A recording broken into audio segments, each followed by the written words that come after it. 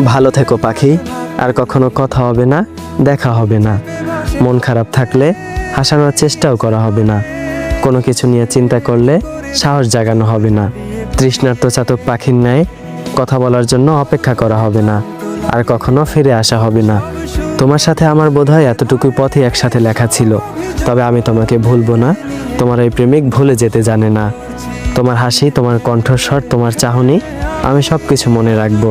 তুমি না থাকলেও থেকে যাবে আমার সবটা জুড়ে। তোমার প্রতি আমার ভালোবাসা আজীবনের। ভালো থেকো পাখি। জীবনের সমস্ত বিষাদ কেটে গিয়ে তোমার পায়ে নেমে আসুক সুখের সমুদ্র। আমি চাই তোমার জীবনে আনন্দ নেমে আসুক, আর তুমি সুখেই থাকো। আমি তো জীবনে অনেক কিছুই হারালাম, তার মধ্যে সবচেয়ে পছন্দের মানুষ ছিলে তুমি। যদিও গল্পটা ছিল অল্প, তবুও তোমাকে মনে রাখবো মৃত্যুর আগ পর্যন্ত। তুমি ছিলে আমার জীবনের সবচেয়ে পছন্দের মানুষ। তোমার হাসি, তোমার কথা, তোমার সাথে কাটানো এক একটা স্মৃতি যেন আমার বুকে আঘাত করে। আমাদের গল্পটা খুব বড় ছিল না, তবুও তোমার প্রতিটা পৃষ্ঠায় আজও আমায় কাঁদায়। আলো আঁধারের মাঝে একটাই সম্পর্ক ছিল, যেখানে তুমি ছিলে আলো আর আমি ছিলাম ছায়া। আজ তুমি নেই, তবুও প্রতিদিন তোমায় খুঁজি। হাজারো ব্যস্ততার মাঝে মনে পড়ে যায় তোমার ছোটোখাটো কথা। বিশ্বাস করো, এই হৃদয়টা কারোর জন্য জীবিত হবে না, কারণ সত্যিকারে ভালোবেসেছিলাম তোমায়। তোমার জায়গাটা আর কেউ নিতে পারবে না।